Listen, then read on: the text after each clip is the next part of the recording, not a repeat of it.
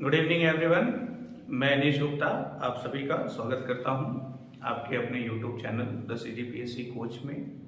और mobile application में जो भी स्टूडेंट्स लाइव क्लास हमारी अटेंड कर रहे हैं the CGPSC coach mobile application में, तो जैसा कि एडीओ की तैयारी के लिए हमने प्लान किया है और एडीओ की daily live classes complete course का आपको यूट्यूब पर अवेलेबल कराने की हमने बात कही है।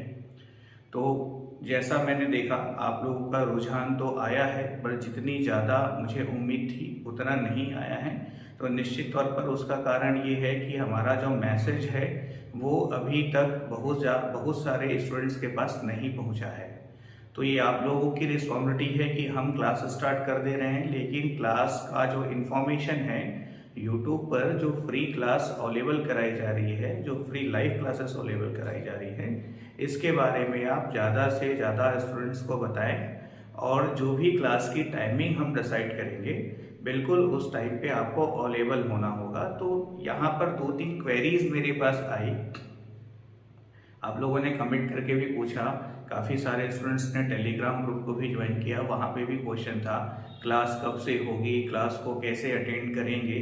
तो आज जो है हमारी पहली क्लास है और क्लास स्टार्ट करने से पहले थोड़ा सा 5 से 7 मिनट मैं आपका समय दूसरे डायरेक्शन में लूँगा, जिसमें मैं आपको ये क्लियर कर दूँगा कि यूट्यूब पर जो एडीओ की फ्री लाइव क्लास है वो कैसे अटेंड करना है और कैसे उसको फॉलो करना है।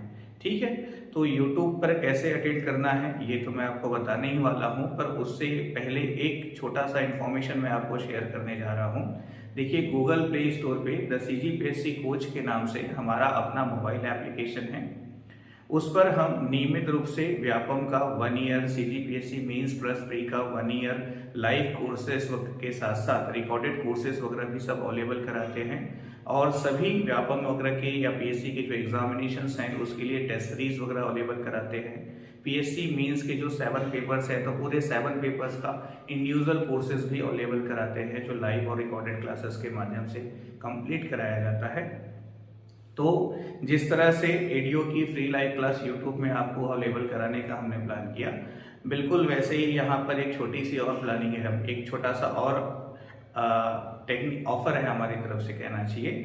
अभी हमने क्या किया है, व्यापम को लेकर के जो कंप्लीट कोर्स होता है, व्यापम को लेकर के कंप्लीट कोर्स का मतलब है आपका GS पूरा, छत्तीसगढ़ पूरा, maths, reasoning, computer, Hindi, English के साथ साथ साइंस वाला पूरा portion, physics, chemistry, bio, environment, technology, ये सब।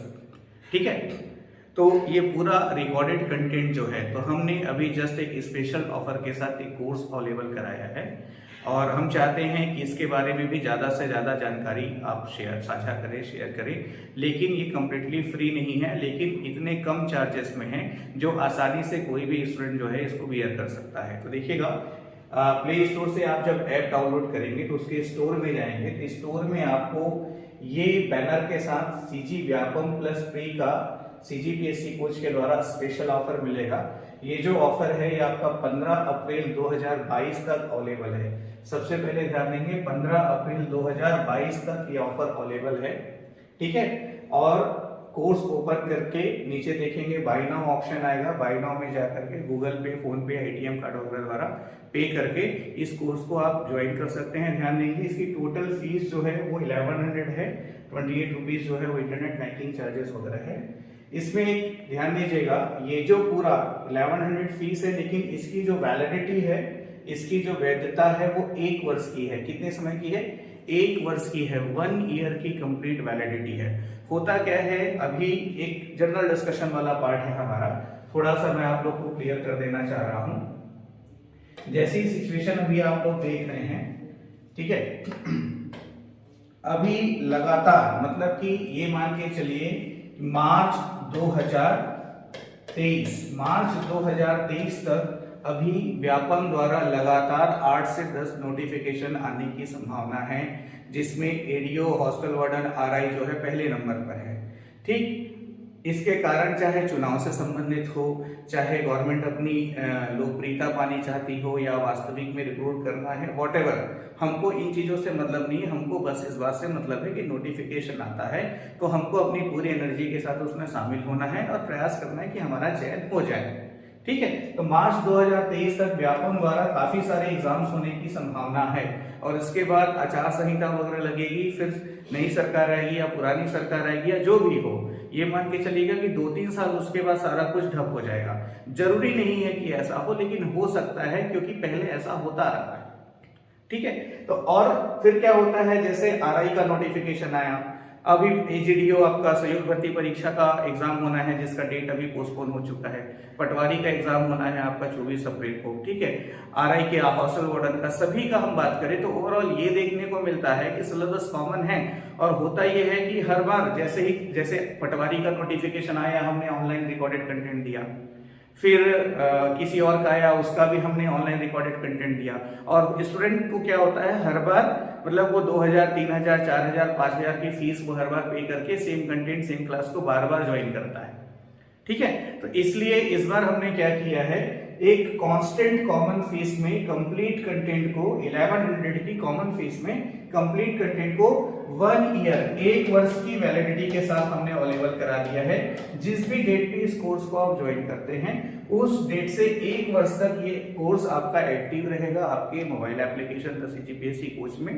इसमें सभी सब्जेक्ट्स के साथ साथ सभी सब्जेक्ट के वीडियो लेक्चर्स के साथ साथ उसका पीडीएफ नोट्स भी अवेलेबल कराए गए हैं। उस नोट्स को आप डाउनलोड करके प्रिंट आउट कर सकते हैं। कंटेंट्स में एक बार देखेंगे, ठीक है, तो ये लिखिएगा कंटेंट में mathematics, reasoning, Indian geography, Indian history, constitution, economics, physics, chemistry, biology, environment, technology, forestry, CG history वगैरह सारा कुछ। ठीक है, हिंदी भाषा, अंग्रेजी भाषा, छत्तीसगढ़ी भाषा, कंप्यूटर वगैरह। ठीक, तो ये सारा कुछ, जैसे हिंदी भाषा वगैरह की ही हम बात करें या किसी भी क्लासेस की हम बात करें, सीजी हिस्ट्री की भी हम बात करें, इसमें देखिएगा बाकायदा सारे लेक्चर्स वगैरह हैं और लेक्चर्स के साथ साथ पीडीएफ नोट्स वगैरह भी अवेलेबल करा दिया गया है जिसको आप बाकायदा डाउनलोड करके प्रिंट आउट कर सकते हैं। ठीक है, तो ऐसा करने का रीजन ये है कि इस दौरान जितने भी नोटिफिकेशन आते हैं तो आपको बार बार ऑनलाइन कोर्स के लिए फीस पे ना करना पड़े, ये रीजन है। निश्चित तौर पर कंप्लीटली जीरो पे सारा कुछ तो हम भी प्रोवाइड नहीं कर सकते, इसलिए इसको मिनिमम फीस में 1100 में अवेलेबल करा रहे हैं। और यह ऑफर जो है आपका 15 अप्रैल तक है, तो मैं चाहूंगा कि ज्यादा से ज्यादा स्टूडेंट्स क्लास को ज्वाइन करें और ये जानकारी शेयर भी करें ताकि बार बार कोर्स ज्वाइन करने में लगने वाली फीस से आप बचें। अब मान लो आगे क्या करना है, तो कंटेंट तो वही है, अच्छे से उसको बार बार पढ़ के प्रिपेयर करके नोट्स बना के रख लीजिए। इसमें सिर्फ करंट अफेयर के कंटेंट्स नहीं है, तो करंट अफेयर्स को हम यूट्यूब और टेलीग्राम में कवर करने वाले हैं आप लोगों के लिए। ठीक है, तो ये एक बात थी, ज्यादा से ज्यादा इसको 15 अप्रैल तक ज्वाइन करें और जानकारी शेयर करें ताकि अधिक से अधिक स्टूडेंट्स इसका लाभ उठा सके और बार बार एडमिशन लेने में, बार बार कोर्स परचेज करने में जो फीस लगती है वो उनको ना लगे। इसके अलावा जहां पर जो ऑफलाइन क्लास चल रही है उसकी रेगुलर लाइव क्लासेस वगैरह भी ऐप में अवेलेबल है, वो आप देखें डिटेल्स वगैरह पहले, यदि आप इंटरेस्टेड हो तो ज्वाइन करें। उसके लिए मैं नहीं कहूंगा कि बिल्कुल, क्योंकि हाई फीस में है, ऑब्वियसली अमाउंट उसमें ज्यादा लगेगा, तो आपको लगता है कि आप तैयारी करना चाहते हैं तो ज्वाइन करें। पर ये जो कोर्स है ये निश्चित तौर पर लेकर रख ले ताकि आने वाले 1 साल में जितने भी एग्जाम्स होंगे वही मैथमेटिक्स, रीजनिंग, हिंदी, इंग्लिश सब कुछ है, इसमें सारा सब्जेक्ट एक ही कोर्स में आपको मिलेगा, तो बार बार आपको कोई दिक्कत नहीं होगी। ठीक है, तो थोड़ा सा समय यहाँ पे हमारा लग गया, इसके लिए मैं माफी चाहूंगा, पर कोर्स के बारे में बताना जो था आवश्यक इसलिए था क्योंकि काफी कम फीस में पूरा कंटेंट आपको अवेलेबल कराया जा रहा है। ठीक है, चलिए इसके बाद हम YouTube पर जो हमारी लाइव क्लासेस है उसको लेकर के बता दें। ठीक, YouTube पर जो हमारी लाइव क्लासेस है वो किस तरह से चलेंगी, कैसे चलेंगी, और आज से हम एडीओ के लिए जो हमारी लाइव क्लासेस की हमने बात कही है तो उसका जो संविधान वाला पोर्शन है वहां से आज हम क्लासेस स्टार्ट करेंगे।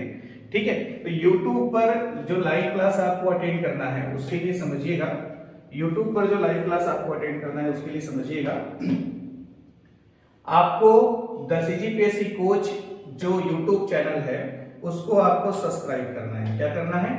द सीजीपीएससी कोच जो YouTube चैनल है उसको आपको सब्सक्राइब करना है और सब्सक्राइब करके जो बेल आइकॉन होता है ना उसको प्रेस करके रख लेना।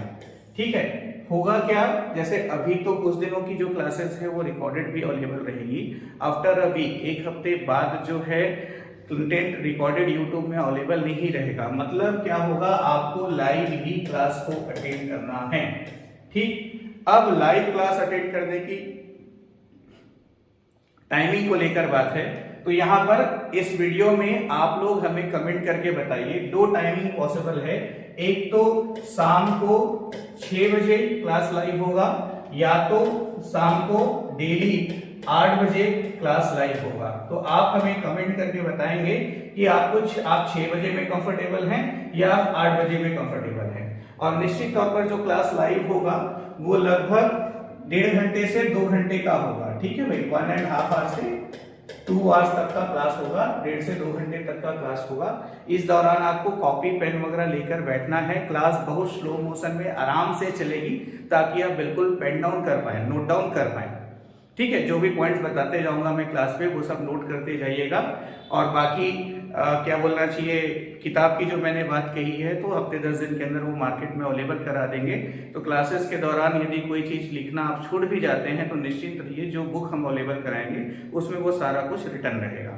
ठीक है, तो शाम को 6 बजे रखना है या शाम को 8 बजे रखना है, ये आप मुझे कमेंट करके बताएं कौन सा टाइम आपको सूट कर रहा है लाइव क्लास के लिए। और आपको उस टाइम पर अवेलेबल होना है। क्लास हम कब से स्टार्ट कर रहे हैं, तो क्लास हम स्टार्ट कर रहे हैं 2 अप्रैल से। कब से स्टार्ट कर रहे हैं, ध्यान दीजिएगा, 2 अप्रैल से। 2 अप्रैल से हम क्लास स्टार्ट करेंगे। तो 2 अप्रैल को या तो 6 बजे होगा या तो 8 बजे होगा, डिपेंड करता है आप लोगों के ऊपर कि आप कमेंट करके बताएंगे कि सर क्लास 6 बजे रखिए या 8 बजे रखिए। ठीक है, तो टाइमिंग को लेकर के जहां पर बहुमत वाली बात होगी, बहुमत देखा जाएगा भाई। तो यदि बहुमत 6 बजे है तो 6 बजे लाइव रखेंगे, यदि बहुमत 8 बजे है तो 8 बजे लाइव रखेंगे। फिर किस दिन से स्टार्ट करेंगे, तो हम 2 अप्रैल से स्टार्ट करेंगे। कब से स्टार्ट करेंगे, हम 2 अप्रैल से क्लास स्टार्ट करेंगे। ये ध्यान में रखिएगा। आज डेट क्या है, तो आज आपका 30 मार्च है, तो 31 और 1-2 दिन जो है आपके प्रिपरेशंस के लिए है। और 2 अप्रैल से हमारी एडीओ को लेकर के जो लाइव क्लासेस होनी है वो रेगुलर स्टार्ट हो जाएगी। कब से हो जाएगी, 2 अप्रैल से हो जाएगी। ध्यान रखिएगा इस बात का। ठीक है, जिन भी आपके सर्कल में आपके फ्रेंड्स वगैरह हैं जिनको नहीं मालूम उनको जरूर बताइएगा। ठीक है, कि क्लास जो लाइव होनी है फ्री, जो फ्री लाइव क्लास की हमने बात कही है वो हम 2 अप्रैल से स्टार्ट कर रहे हैं। और ये कहाँ अवेलेबल होगा, तो यूट्यूब पर अवेलेबल होगा। कहाँ अवेलेबल होगा, ये यूट्यूब पर अवेलेबल होगा। और उसके लिए आपको the CGPSC coach YouTube channel को सब्सक्राइब करके बेल आइकॉन प्रेस करना होगा।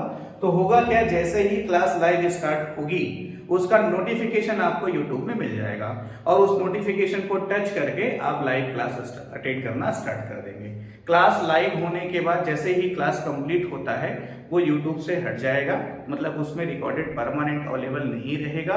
इसका मतलब ये है कि आपको बहुत ज्यादा पंचुअल होकर के, रिस्पॉन्सिबल होकर के, ठीक है भाई, पंचुअल होकर के, रिस्पॉन्सिबल होकर के उस टाइम पे आपको क्लास अटेंड करना होगा, तब मजा आएगा। और एक चीज मैं और बता दूं, मैं चाहता हूं कि कम से कम उस लाइव क्लासेस में बहुत खराब स्थिति में कम से कम 100 स्टूडेंट रहें, कम से कम 100 छात्र छात्राएं लाइव अटेंड करें, ताकि मुझे भी पढ़ाने में मजा आए, मुझे भी आपसे बातचीत करने में मजा आए। ठीक है, इससे ज्यादा से ज्यादा हो तो और अच्छी बात है। ये आप सभी के ऊपर है, क्योंकि यहाँ पर एक तरह से लाइव क्लास को मैं फ्री दे रहा हूँ। तो यदि मैं अच्छा करने का प्रयास कर रहा हूँ तो आपका काम है कि आप भी प्रमोट करें, सपोर्ट करें, तो फिर बात आगे बढ़ेगी। ठीक है, तो कम से कम 100 स्टूडेंट क्लास में डेली रहे तो मजा आएगा। क्लास स्लो मोशन में होगा तो इस बात को लेकर के रिलैक्स रहिए कि लाइव रहेगा और फिर रिकॉर्डेड नहीं रहेगा तो हम लिख पाएंगे कि नहीं लिख पाएंगे, उसके लिए बिल्कुल चिंता नहीं कीजिए। क्लास बहुत आराम से चलेगी। जो भी पॉइंट्स इंपॉर्टेंट होगा वो मैं बोलूंगा, उसको आप बाकायदा अपनी कॉपी में लिख भी पाएंगे। और नहीं भी लिख पाते हैं तो भी कोई चिंता करने की जरूरत नहीं है। हफ्ते 10 दिन में कंप्लीट कंटेंट बुक के फॉर्मेट में आपको मार्केट में अवेलेबल होगी, जिसको परचेस करके बड़ी आसानी से क्लास के साथ साथ आप उसको फॉलो करके इतनी जबरदस्त वीडियो की तैयारी करेंगे ना कि 99% क्वेश्चंस के आंसर आपको मालूम रहेंगे। ठीक है, तो क्लास लाइव होगा YouTube पर, उसके लिए चैनल को सब्सक्राइब करके रखना जरूरी है ताकि आपको नोटिफिकेशन मिले। क्लास 2 अप्रैल से स्टार्ट होगी रेगुलर। आज हमारी पहली क्लास है, तो इंफॉर्मेशन देने के साथ साथ मैं क्लास भी ले लूं, इस वजह से ये लेक्चर आज का मैं ले रहा हूं। ठीक है, क्लास 6 बजे रखना है या 8 बजे रखना है, ये आप कमेंट करके बताएं, और जो बहुमत होगा उसके हिसाब से 2 अप्रैल से या तो 6 बजे या तो 8 बजे से हम क्लास स्टार्ट करेंगे। ठीक है, तो ये 2 महत्वपूर्ण बिंदु थे जिस पे चर्चा करना आवश्यक था क्लास शुरू करने से पहले। टेलीग्राम पे द CGPSC कोच चैनल या ग्रुप ज्वाइन कर ले, वहां आपको जो भी टॉपिक हम पढ़ाएंगे सेम टॉपिक से रिलेटेड MCQs वहां पर दिए जाएंगे, और जो बुक हम आपको अवेलेबल करा रहे हैं उसमें भी ढेर सारा MCQs प्रैक्टिस के लिए रहेगा। मतलब ओवरऑल कंप्लीट प्रिपरेशन को हम प्लान कर रहे हैं। ऐसा कुछ भी नहीं है कि आधा अधूरा या थोड़ा बहुत बता दिया, बाकी के लिए बेटा यहाँ आओ वहाँ आओ। ठीक है, ऐसी वाली कोई बातचीत नहीं है। जो लाइव होगा उसमें कंप्लीट कोर्स हम अवेलेबल कराएंगे, बस ये है कि आपको डेली अटेंड करना है। ठीक है, दूसरी बात इसमें आ जाती है भाई ऑफलाइन क्लासेस को लेकर के जो क्वेरी आप लोगों ने की है, तो वो भी मैं आपको क्लियर कर दूं। ऑफलाइन जो भी स्टूडेंट्स एडीओ की क्लास अटेंड करना चाहते हैं, ऑफलाइन जो भी स्टूडेंट्स एडीओ की क्लास अटेंड करना चाहते हैं, तो ऑफलाइन एडीओ की रेगुलर क्लास जो है वो 4 अप्रैल से स्टार्ट हो रही है। वो 4 अप्रैल से स्टार्ट हो रही है, और इसमें ऑफलाइन क्लास ज्वाइन करने वाले पहले 20 स्टूडेंट्स के लिए, ठीक है, इसमें मैं ज्यादा स्टूडेंट्स को नहीं दे पाऊंगा ऑफलाइन में, तो पहले 20-25 छात्रों के लिए जो ऑफलाइन में है, तो ऑफलाइन पूरा फ्री नहीं है, बहुत मिनिमम फीस 2000 का रखा हुआ है। ठीक है, जरूरी नहीं है ऑफलाइन ज्वाइन करना, यदि आप लाइव से कर सकते हैं तो बिल्कुल कीजिए। फिर भी आपको लगता है कि आप लाइव में कंफर्टेबल नहीं है, ऑफलाइन ज्वाइन करना चाहते हैं, तो 4 अप्रैल से कम 20-25 छात्रों को ही मैं एडमिशन दूंगा, उससे ज्यादा नहीं दे पाऊंगा। ठीक है, तो इसकी 2000 फीस रहेगी, और ये एडमिशन भी आप कोशिश करें कि 4 अप्रैल 5 अप्रैल 6 अप्रैल तक ले ले। क्लास जो है 4 अप्रैल को स्टार्ट होगी, तो 4 अप्रैल को शाम को 6 बजे आप कोचिंग आ सकते हैं। शाम को 6 बजे ऑफलाइन के लिए आप कोचिंग आ सकते हैं। ठीक है, एड्रेस क्या है, तो एड्रेस है हमारा शिव मंदिर गली, ध्यान दीजिएगा। ऑफलाइन के लिए कोचिंग का एड्रेस है शिव मंदिर गली, दयालबंद चौक। ठीक है, ये जो दयालबंद चौक है ये पंजाबी कॉलोनी गेट के पास है, तो दयालबंद चौक में द CGPSC कोच के नाम से हमारा कोचिंग सेंटर है। तो बोर्ड होर्डिंग्स वगैरह सब आपको दिख जाएंगी, तो पहुंचना मुश्किल नहीं है। एड्रेस वगैरह को लेकर के कोई दिक्कत होगी तो इस नंबर पे कॉल करके आप एड्रेस वगैरह को लेकर के क्वेरी कर सकते हैं, या कोर्स से रिलेटेड कोई डाउट भी होगा तो इस नंबर पे कॉल या व्हाट्सएप पे मैसेज करके आप अपने डाउट्स क्लियर कर सकते हैं। ये सारी चीज इंफॉर्मेशन वाली बात हुई। हो सकता है आप में से कुछ लोगों को थोड़ा बोर महसूस हुआ हो, लेकिन I am very sorry for that, but information share करना आवश्यक है। जानकारी से ही चीजें आगे बढ़ती हैं। जैसे अभी जिन स्टूडेंट्स को लाइव क्लासेस स्टार्ट हो रही है, पता है वो निश्चित तौर पर मेंटली प्रिपेयर हो गए होंगे कि हाँ भाई अब हमको एडीओ की तैयारी करनी है करके। ठीक है, तो जानकारी जरूरी है। तो मेरा आप लोगों से ये रिक्वेस्ट है कि जो इन्फॉर्मेशन मैंने दिया वो ज्यादा से ज्यादा लोगों तक पहुंचाइएगा, शेयर कीजिएगा। चलिए, आज की जो क्लास है हम स्टार्ट करते हैं। अभी तक हमने जितनी बातचीत की वो क्लास से संबंधित नहीं थी। तो संविधान का एक महत्वपूर्ण स्थान है, जो एडीओ का एग्जाम है उसमें 30 प्रश्न सामान्य अध्ययन के पूछे जाने हैं।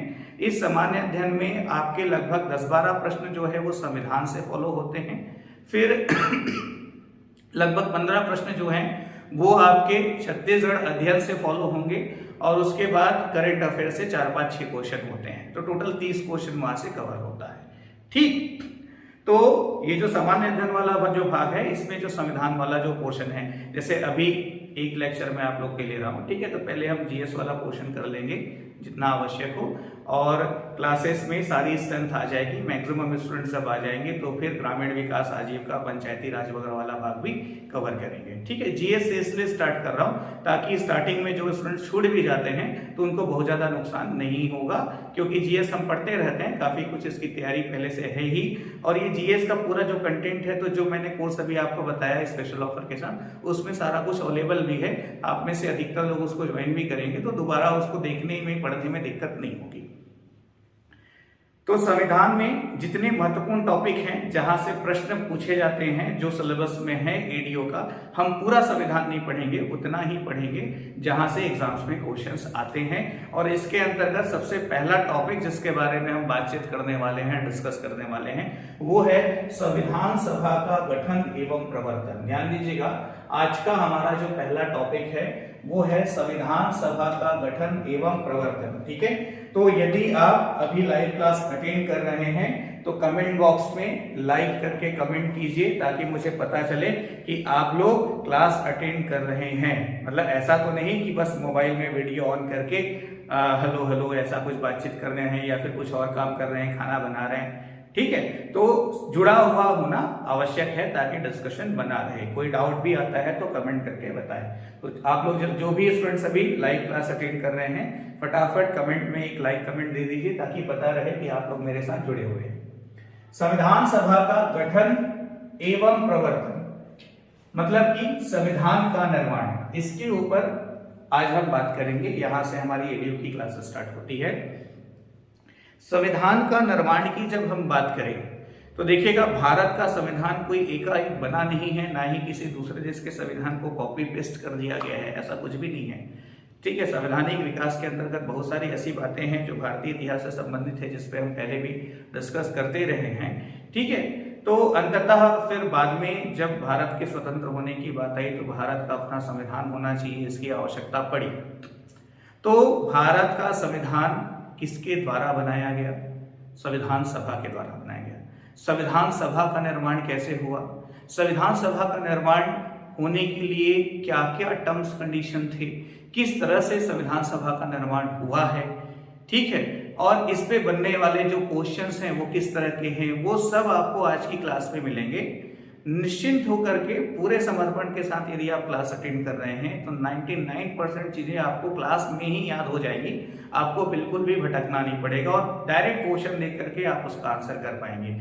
शब्दों को लेकर के, कॉन्सेप्ट्स को लेकर के मैं बहुत ज्यादा क्लियर रहता हूं, इसका लाभ आपको बहुत ज्यादा मिलने वाला है, ध्यान दीजिएगा। तो संविधान का निर्माण कैसे हुआ, तो हम ऐतिहासिक दृष्टिकोण पर ध्यान देते हुए वर्तमान परिदृश्य तक पहुंचेंगे कि जब संविधान का निर्माण हुआ तब क्या क्या घटनाएं घटी और कौन कौन से ऐसे महत्वपूर्ण तथ्य है जो संविधान के निर्माण से संबंधित है, जो हमारी परीक्षा के दृष्टिकोण से महत्वपूर्ण है। भारत का जो संविधान है वो लिखित संविधान है। ठीक है, भारत का संविधान लिखित संविधान है। ठीक है, और भारत में एकल नागरिकता, एक ही संविधान है। ठीक है, एकात्मक की ओर झुका हुआ संघात्मक संविधान है भारत का जो संविधान है। भारत में संघात्मक शासन है, जरूर ध्यान में रखिएगा। भारत में शासन व्यवस्था कैसी है? संघात्मक शासन व्यवस्था है। तो अब यहाँ पर जो लिखित संविधान की बात होती है तो एक महत्वपूर्ण बिंदु है मेरे पास आपके लिए, विश्व का प्रथम लिखित संविधान। विश्व का प्रथम लिखित संविधान। ठीक है भाई, ध्यान दीजिएगा, आधुनिक युग में जो अमेरिका का संविधान है उसको विश्व का प्रथम लिखित संविधान कहा जाता है। विश्व का प्रथम लिखित संविधान आपसे पूछा जाए तो अमेरिका का संविधान है। ध्यान रखिएगा, अब ये विश्व के प्रदेश में हुआ तो व्यापक के सिलेबस से बाहर है, फिर भी डिस्कशन चल रहा है, जानकारी हम बातचीत कर रहे हैं, इसलिए टॉपिक आपके सामने है। ठीक है, तो विश्व का पहला लिखित संविधान अमेरिका का संविधान है जिसमें 7 आर्टिकल्स थे। ठीक है, इसका निर्माण कब हुआ है तो 1787 में फिलाडेल्फिया में इसका निर्माण हुआ था। विश्व के पहले लिखित संविधान जो कि अमेरिका का संविधान था का निर्माण 1787 में फिलाडेल्फिया में हुआ था। हो सकता है आप में से कुछ स्टूडेंट्स का या किसी स्टूडेंट्स का 1987 बर्थ ईयर हो तो 200 साल पीछे चले जाइए, तो 1787 में फिलाडेल्फिया में विश्व का पहला लिखित संविधान देखने को मिलता है। ठीक है, रिलैक्स रहिए, व्यापम वगैरह में ये प्रश्न कभी नहीं पूछने वाला। व्यापम में जो भी पूछेगा वो भारत के परिदृश्य में पूछेगा, ये विश्व की बात है। अब भारत में संविधान दर्शन प्रथम बार देखने को कब मिला और इसका श्रेय किसको जाता है, तो भारत में संविधान दर्शन करना जो श्रेय है वो जाता है लोकमान्य तिलक जी को। किसको जाता है? लोकमान्य तिलक जी को। बाल गंगाधर तिलक के नाम से भी इनको जाना जाता है, लोकमान्य इनकी उपाधि रही है। ठीक है भाई। तो बाल गंगाधर तिलक जी या लोकमान्य तिलक जी को भारत का संविधान दर्शन, प्रथम संविधान दर्शन करने का श्रेय जाता है। तो भारत के संविधान का प्रथम दर्शन किसके द्वारा है? तो लोकमान्य तिलक जी द्वारा है, बाल गंगाधर तिलक जी द्वारा है। कब? तो 1895। तो भारतीय संविधान का प्रथम दर्शन 1895 में लोकमान्य तिलक जी द्वारा। तब 1895। तो कमेंट बॉक्स में आप लोग कमेंट करें 1895 में बाल गंगाधर तिलक जी द्वारा भारतीय संविधान का प्रथम दर्शन। ठीक है, इस तरह से आप कमेंट करें कमेंट बॉक्स में। तो ध्यान रखिएगा, भारतीय संविधान का प्रथम दर्शन 1895 में लोकमान्य तिलक जी द्वारा देखने को मिलता है। ठीक, किसके माध्यम से? तो ये स्वराज विधेयक के माध्यम से मिलता है। किसके माध्यम से? स्वराज विधेयक के माध्यम से मिलता है। ठीक है, तो स्वराज की मांग को शामिल करते हुए बाल गंगाधर तिलक जी ने स्वराज विधेयक प्रस्तुत किया था, जिसको ब्रिटिश सरकार ने सहमति नहीं दी, इसको स्वीकार नहीं किया। ठीक है, लेकिन भारतीयों द्वारा भारतीय संविधान की दिशा में किया गया पहला प्रयास था 1895 में तिलक जी द्वारा प्रथम दर्शन स्वराज विधेयक के माध्यम से। अब ये निश्चित तौर पर आपके व्याकरण के एग्जामिनेशंस के लिए महत्वपूर्ण है। 3 प्रश्न यहाँ पर बनते हैं। प्रथम दर्शन कब? 1895। किसके द्वारा? लोकमान्य तिलक जी द्वारा। किस विधेयक के रूप में? तो स्वराज विधेयक के रूप में। ठीक, इसके बाद दूसरा समय है 5 जनवरी 1922। दूसरा महत्वपूर्ण डेट जो आपको याद करना है 5 जनवरी 1922। तो 5 जनवरी 1922 को क्या हुआ था, थोड़ी सी स्टोरी मैं आपको बताऊं। असहयोग आंदोलन का समय था। असहयोग आंदोलन में पूरे भारतीयों का समर्थन था। ठीक है, तो असहयोग आंदोलन से ब्रिटिश सरकार हिल चुकी थी, घबरा गई थी। तो असहयोग आंदोलन को समाप्त करने के लिए, उसको रोकने के लिए, ठीक है, तत्कालीन वायसराय द्वारा गांधी जी को वो अपने दफ्तर में बुलाए थे। ये किस तिथि की बात है? 5 जनवरी 2022 की बात है। किस तिथि की बात है?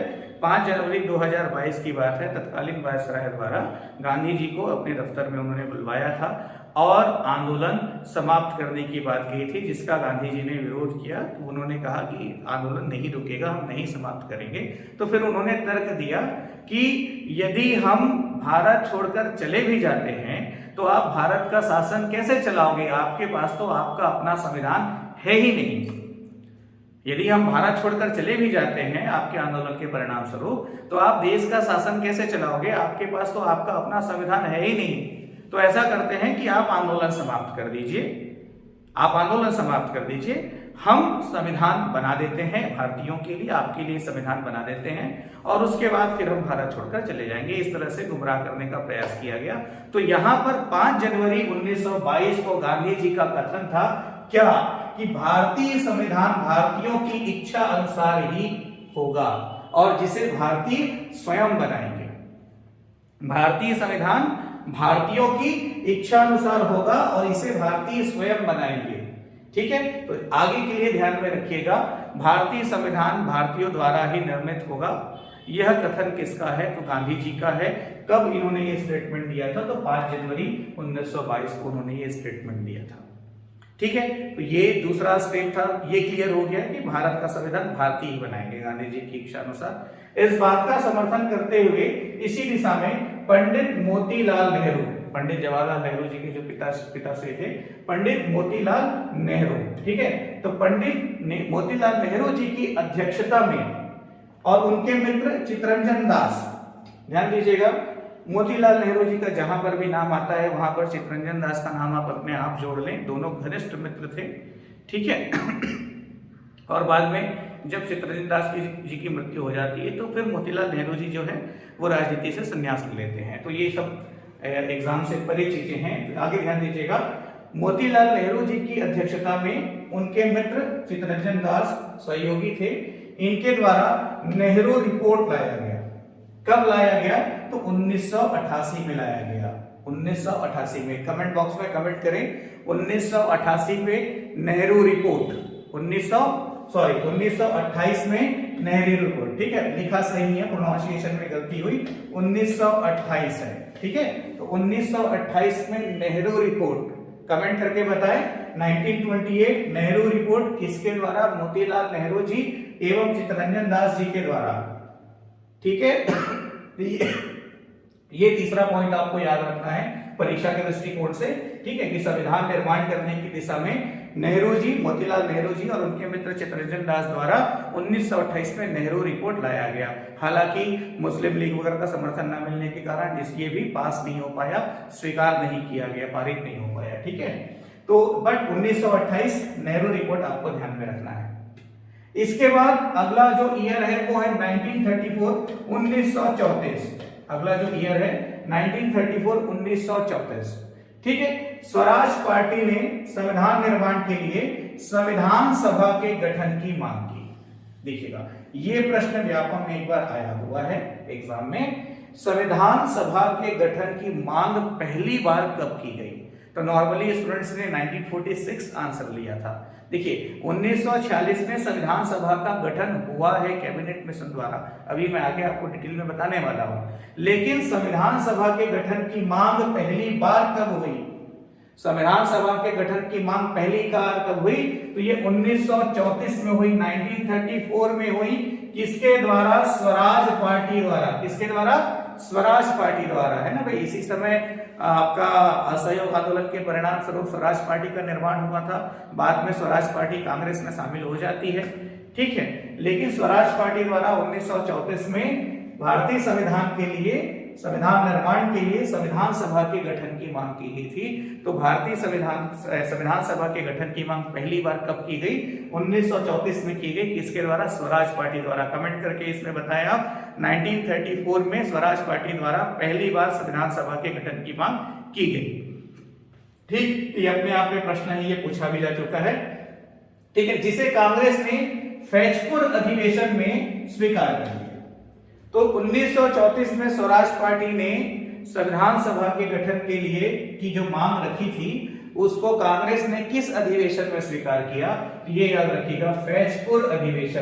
कमेंट करके बताएं कौन सा अधिवेशन? कांग्रेस का जो फैजपुर अधिवेशन है उसमें इस मांग को स्वीकार कर लिया गया।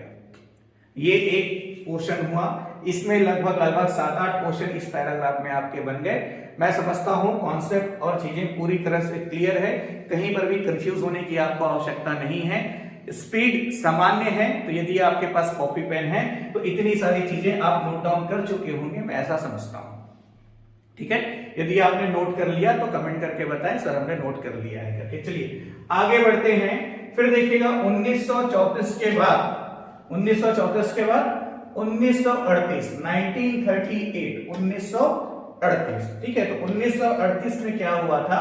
तो 1938 में नेहरू जी ने कांग्रेस अधिवेशन में कहा भारतीय संविधान का निर्माण जो है एक संविधान सभा द्वारा किया जाएगा, जो वयस्क मताधिकार के आधार पर भारत की जनता द्वारा चुनी गई हो।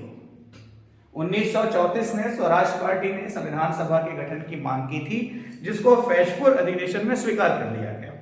इसी दिशा में 1938 में 1938 में किसने? नेहरू जी ने, ये जो है पंडित जवाहरलाल नेहरू जी है। तो नेहरू जी ने कांग्रेस के अधिवेशन में कहा था कि भारतीय संविधान का निर्माण एक संविधान सभा द्वारा किया जाएगा।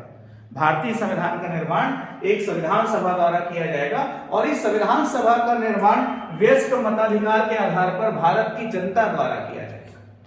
इस संविधान सभा का निर्माण वयस्क मताधिकार के आधार पर भारत की जनता द्वारा किया जाएगा। ये 1938 का स्टेटमेंट है कांग्रेस अधिवेशन में पंडित जवाहरलाल नेहरू जी का, ठीक है। तो ये भी अपने आप में 2-3 क्वेश्चन कंसिस्ट करता है, लाइन पूरा याद रखिएगा 1938 वाली बात। फिर आगे देखते हैं, नेहरू जी की मांग जो थी इसको ब्रिटिश सरकार ने 8 अगस्त 1940 को जो अगस्त प्रस्ताव था उसमें स्वीकार कर लिया, ठीक है। लॉर्ड लिनलिथगो, ठीक है, लॉर्ड लिनलिथगो द्वारा अगस्त प्रस्ताव लाया गया था 8 अगस्त 1940 को। भारतीय इतिहास में इसको आपने पढ़ा सुना भी होगा अगस्त प्रस्ताव के बारे में। कब की बात है ये? 8 अगस्त 1940। 8 अगस्त 1940 को जो अगस्त प्रस्ताव आया, लॉर्ड लिनलिथगो जिसको लेकर आए, उसमें नेहरू जी ने 1938 में जो मांग रखी थी उसको स्वीकार कर लिया गया। तो यहां पर एक महत्वपूर्ण प्रश्न बनता है कि संविधान सभा के गठन की बात को पहली बार ब्रिटिश सरकार ने कब स्वीकार किया?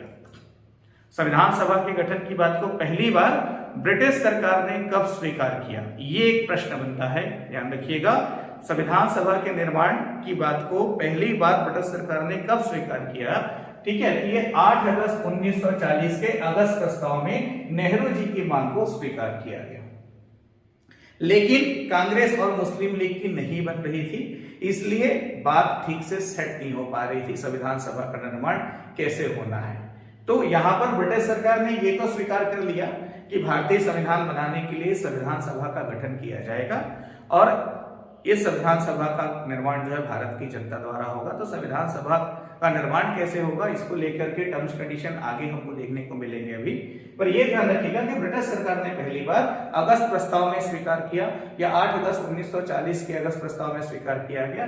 लॉर्ड लिथगो द्वारा जो अगस्त प्रस्ताव लाया गया था उसमें स्वीकार किया गया था पहली बार। उसके बाद फिर जब क्रिप्स मिशन आया था दूसरी बार 30 मार्च 1942, डेट महत्वपूर्ण हो जाता है, 30 मार्च 1942, कमेंट करके बताएं 30 मार्च 1942 क्रिप्स मिशन।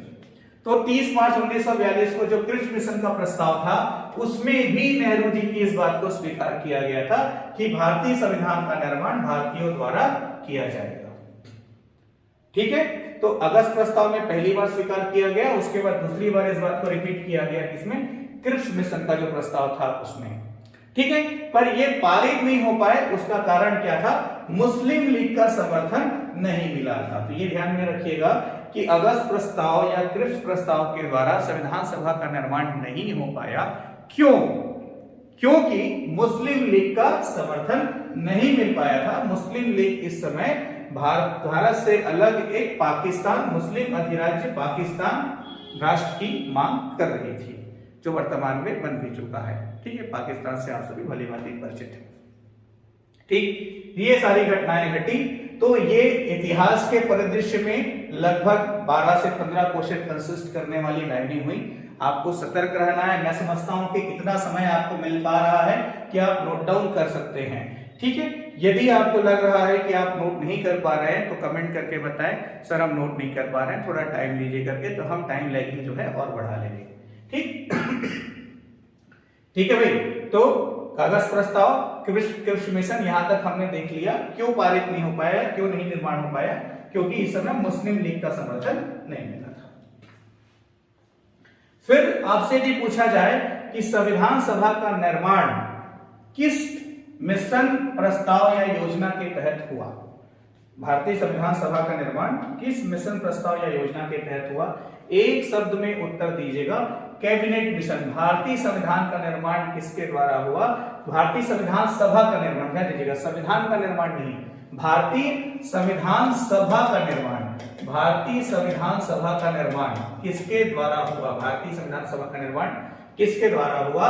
तो कैबिनेट मिशन द्वारा हुआ। कुछ प्रावधान थे जिसके बारे में भी हम बातचीत करने वाले हैं। जो प्रावधान थे वो भी अपने आप में MCQs questions, objective questions consist करते हैं। ठीक है, मुख्य परीक्षा वगैरह में भी सब यहाँ से प्रश्न आता है, तो वहां पर तो पैराग्राफ राइटिंग करनी होती है। मेंस में आंसर राइटिंग क्या है, आंसर राइटिंग की स्किल्स क्या है, इन सारी चीजों के बारे में तो हम हमारी जो मेंस की क्लासेस है वहां पर बात करेंगे। यहाँ पर जो भी हमारा पैटर्न होगा एमसीक्यूज पैटर्न में, ऑब्जेक्टिव पैटर्न में हम डिस्कस करेंगे चीजों को। ठीक, तो संविधान सभा का निर्माण किस मिशन के द्वारा हुआ? कैबिनेट मिशन के द्वारा हुआ। किसके द्वारा हुआ? कैबिनेट मिशन के द्वारा हुआ।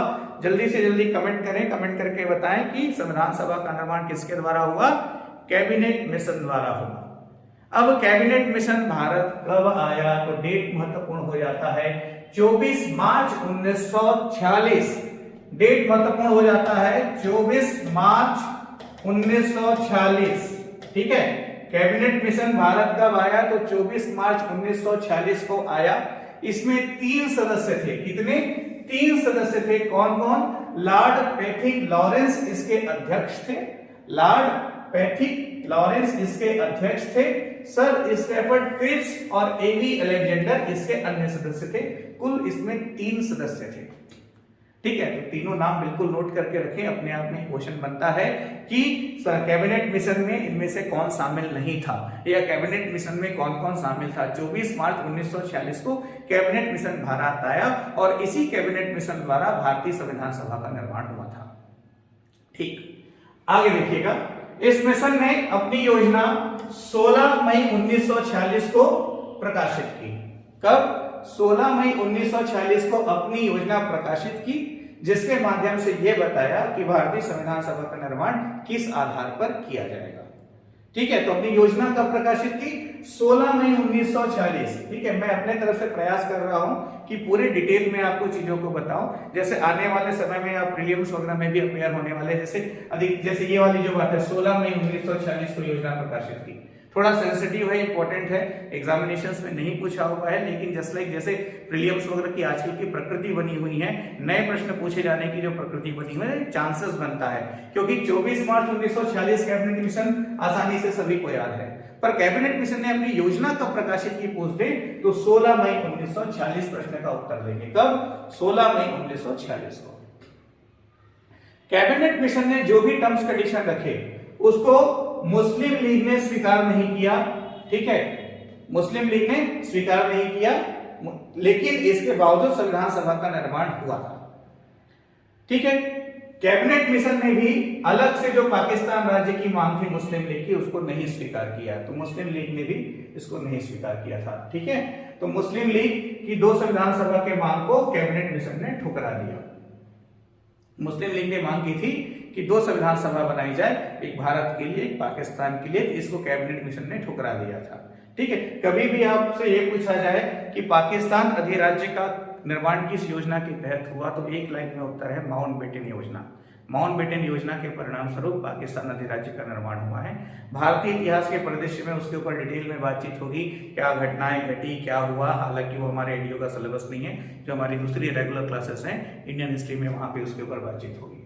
ठीक, तो अब यहां पर हमको ये देखना है कि जो संविधान सभा का निर्माण कैबिनेट मिशन द्वारा हुआ तो किस आधार पर हुआ, किस प्रावधान के तहत संविधान सभा का निर्माण हुआ था। ठीक है, किस प्रावधान के तहत संविधान सभा का निर्माण हुआ था, ये यहाँ पर देखना जानना आवश्यक है। तो प्रावधान क्या क्या हैं, बहुत आसान है, ज्यादा डिफिकल्ट नहीं है, और सारे प्रावधान ये जो 6 पॉइंट्स हैं वो सारे के सारे आपको याद रखने हैं, ताकि भविष्य में किसी भी प्रकार के प्रश्न को लेकर के आपको कोई समस्या का सामना ना करना पड़े। ठीक, तो भारतीय संविधान सभा के निर्माण हेतु किस आधार पर? अप्रत्यक्ष निर्वाचन। तो संविधान सभा में जो सदस्य चुने गए थे वो अप्रत्यक्ष निर्वाचन के माध्यम से चुने गए थे। ठीक है, अप्रत्यक्ष निर्वाचन के माध्यम से संविधान सभा के सदस्य चुने गए थे। ठीक है, पर एक संविधान सभा की स्थापना की जाएगी जिसमें कुल 389 सदस्य होंगे। कितने? 389 सदस्य होंगे। ऐसा किसने कहा? कैबिनेट मिशन ने कहा।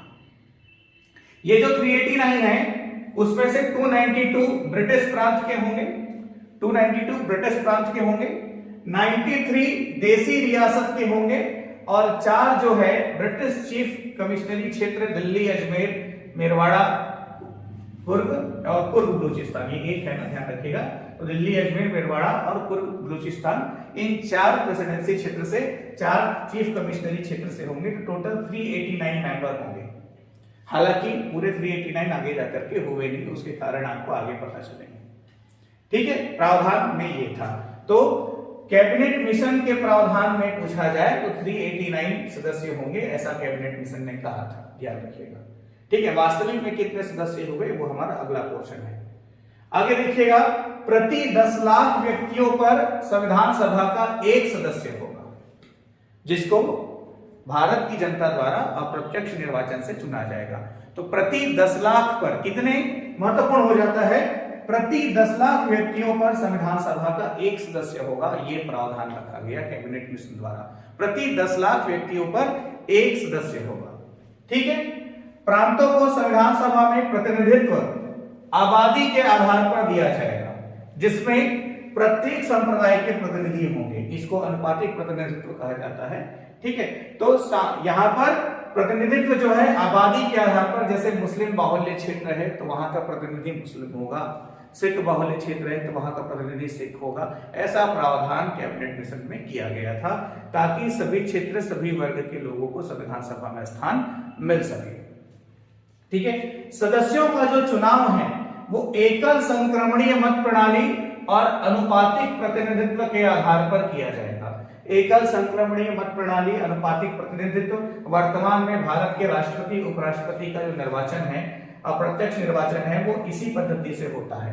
ये पद्धति क्या है इसके बारे में अभी मैं आपको नहीं बताऊंगा, हमारा डायरेक्शन चेंज हो जाएगा, पर इसको जानना आवश्यक है मुख्य रूप से सीजीपीएससी मुख्य परीक्षा के लिए। वनडे एग्जामिनेशन के लिए तो बस इतना जानिए कि सदस्यों का चुनाव एकल संक्रमणीय मत प्रणाली तथा अनुपातिक प्रतिनिधित्व के आधार पर होगा, ऐसे प्रावधान कैबिनेट मिशन में रखे गए। ठीक है, और देशी रियासतों को कहा गया कि वे वहां के जो राजा है वो स्वयं शामिल हो जाएं या फिर वो अपने प्रतिनिधि जो हैं संविधान सभा में भेज सकते हैं, ऐसा देशी रियासतों को कहा गया।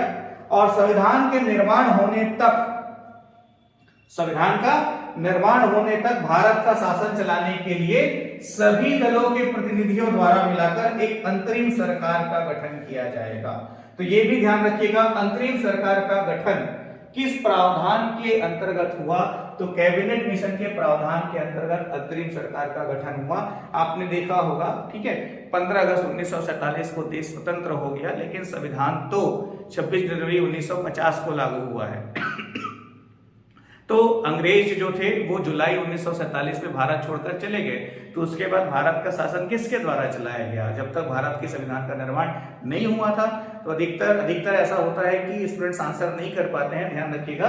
अंतरिम सरकार द्वारा इस दौरान भारत का शासन चलाया गया था, किसके द्वारा? अंतरिम सरकार का। और अंतरिम सरकार का गठन कैबिनेट मिशन के प्रावधान के अंतर्गत हुआ। कहा गया सभी दलों के प्रतिनिधित्व के आधार पर अंतरिम सरकार का गठन किया जाएगा, जो भारत का शासन तब तक चलाएगी जब तक नए भारत के संविधान का निर्माण नहीं हो जाता। ठीक है, और संविधान सभा भारत के संविधान का निर्माण करेगी। संविधान सभा का गठन जो है कैबिनेट मिशन के प्रावधानों के आधार पर किया गया था। उन्हीं प्रावधानों के ऊपर अभी हम लोगों ने बातचीत की, तो मैं चाहूंगा कि पेन डाउन भी करते रहे, शॉर्ट नोट्स इसको थोड़ा थोड़ा लेकर के बना लें आप, ताकि आपको सुविधा हो, कोई समस्या का सामना न करना पड़े।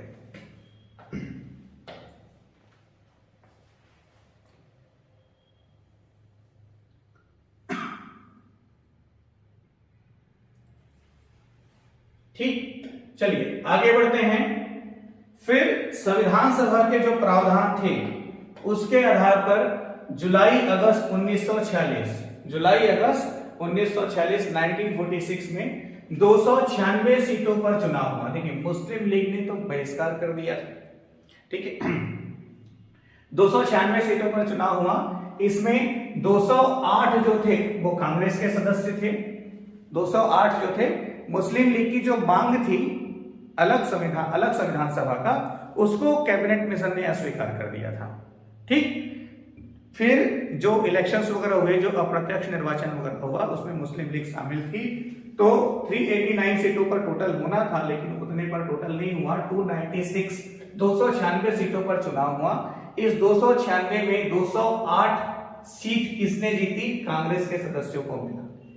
296 में से 208 कांग्रेस के सदस्य थे, 73 सदस्य जो थे वो मुस्लिम लीग के थे, और 15 जो थे स्वतंत्र सदस्यों को मिला। ठीक है, 15 जो थे वो स्वतंत्र सदस्यों को मिला। हुआ क्या, यहां पर मुस्लिम लीग प्रतिनिधि तो बन गई, लेकिन ये संविधान सभा में शामिल होने से मना कर देते हैं, संविधान सभा में शामिल नहीं होते, भारतीय संविधान के निर्माण की प्रक्रिया में शामिल नहीं होते। तो इसकी जो पूरी स्टोरी है वो इंडियन हिस्ट्री की क्लास में मिलेगी, वो फिलहाल के लिए वो महत्वपूर्ण नहीं है, रेडियो के पॉइंट ऑफ व्यू से ध्यान में रखिएगा। जो चीजें हम आपको बता रहे हैं उतना आपको कम से कम जानना आवश्यक है। तो 296 सीटों पर चुनाव हुआ, जिसमें से 208 सीट कांग्रेस को मिली, 73 मुस्लिम लीग को, और 15 सीट जो है अन्य स्वतंत्र सदस्यों को प्राप्त हुआ। यहां पर एक छोटी सी घटना ये घटी थी, अंबेडकर जी जो थे, डॉक्टर भीमराव अंबेडकर जी जो थे वो पूर्वी बंगाल से चुने गए। डॉक्टर भीमराव अंबेडकर जी जो थे वो पूर्वी बंगाल से चुने गए। ठीक है, फिर हुआ क्या, 1946 में मतदान हुआ था, फिर 1947 में भारत का विभाजन हो गया। तो ये जो पूर्वी बंगाल वाला जो क्षेत्र है, जिसको आप वर्तमान बांग्लादेश के नाम से जानते हैं, तो ये जो पूर्वी बंगाल वाला जो क्षेत्र है ये चला गया पाकिस्तान अधिराज्य में, और इसको पूर्वी पाकिस्तान के नाम से जाना जाने लगा उस समय। और इस क्षेत्र से डॉक्टर भीमराव अंबेडकर जी चुनकर आए थे। गांधी जी के निर्देशानुसार संविधान सभा में डॉक्टर भीमराव अंबेडकर जी को शामिल करने का निर्देश महात्मा गांधी जी ने दिया था। ठीक है, तो इसलिए क्या हुआ, अब पूर्वी पाकिस्तान या पूर्वी बंगाल, वो पाकिस्तान में चला गया, पूर्वी बंगाल चला गया पाकिस्तान में, और अम्बेडकर जी पूर्वी बंगाल से चुनकर आए थे, तो वहां से वो भारतीय संविधान सभा में शामिल हो नहीं सकते। इसलिए क्या किया गया, बंबई प्रेसिडेंसी, ध्यान रखिएगा बहुत महत्वपूर्ण है वनडे एग्जाम के लिए, बंबई प्रेसिडेंसी, ठीक है, उस समय बंबई के नाम से जाना जाता था, अभी मुंबई प्रोनाउंस करते थे। बंबई प्रेसिडेंसी की सीट से जो M.R. जयंकर जी थे, बंबई प्रेसिडेंसी में कांग्रेस के सदस्य चुनकर आए थे M.R. जयंकर। कौन? M.R. जयंकर जी जो थे, इनका इस्तीफा दिलवाया गया, इनका जो पद है उसको रिक्त करवाया गया, उनको कहा गया कि आप इस्तीफा दे दीजिए, और उनका पद रिक्त कराकर उपचुनाव के माध्यम से अंबेडकर जी को पुनः संविधान सभा का सदस्य बनाया गया। ठीक है, ध्यान में रखिएगा। तो डॉक्टर भीमराव अंबेडकर जी पहले पूर्वी बंगाल से सदस्य चुने गए थे, लेकिन पूर्वी बंगाल चला गया पाकिस्तान में, इस वजह से बंबई प्रेसिडेंसी से M.R. जयंकर जी का पद रिक्त कराते हुए उपचुनाव के माध्यम से अंबेडकर जी को बंबई प्रेसिडेंसी से चुनकर भारतीय संविधान सभा में शामिल किया गया। ठीक। गांधी जी और जिन्ना जी जो थे वो संविधान सभा के सदस्य नहीं थे। ठीक है, उसके बारे में फिलहाल इतना ही ध्यान में रखिएगा। तो ये प्रमुख बातें हुई संविधान सभा के निर्माण को लेकर के। फिर हम इसी सीरीज में आगे बढ़ते हैं संविधान सभा की कार्यप्रणाली को लेकर के, संविधान सभा की कार्यप्रणाली को लेकर के। तो आज की क्लास को मैं यहीं पे विराम दे रहा हूं ताकि इंफॉर्मेशन ज्यादा से ज्यादा स्टूडेंट्स तक चला जाए, और आज का जो लेक्चर है वो यूट्यूब पर रिकॉर्डेड भी अवेलेबल रहेगा। ठीक है, मेरी रिक्वेस्ट है आप लोगों से कि ज्यादा से ज्यादा स्टूडेंट्स को आप लोग शेयर कर दें, ताकि 2 अप्रैल से हमारी जो रेगुलर क्लास होनी है, आप लोग कमेंट करके बताएंगे कि 2 अप्रैल को 6 बजे लाइव क्लास दें या 8 बजे लाइव क्लास दें, आपको क्या कंफर्टेबल होता है। मेरा उद्देश्य बस ये है कि क्लास अटेंड होना चाहिए। ठीक है, तो फिर 2 अप्रैल से हम क्लास कंटिन्यू करेंगे, आगे पढ़ेंगे इसके बारे में। तो जो अगली क्लास होगी उसमें हम संविधान सभा की कार्यप्रणाली या उसके द्वारा किए गए कार्यों से ही आगे बढ़ेंगे। ठीक है, और बाकी अलग अलग चीजों में हम अपना बहुत ज्यादा समय लगा नहीं सकते, तो इसलिए जल्दी से जल्दी प्रिपेयर हो जाइए, कॉपी पेन वगैरह सब अपना रेडी कर लीजिए। और अगली जो लाइव क्लास है हमारी वो 2 अप्रैल को होगी। टाइमिंग आप बताएंगे कमेंट करके, बहुमत के आधार पर समय का चयन किया जाएगा। So wish you all the best, thank you very much. Class में रहने के लिए ज्यादा से ज्यादा इसको शेयर करें।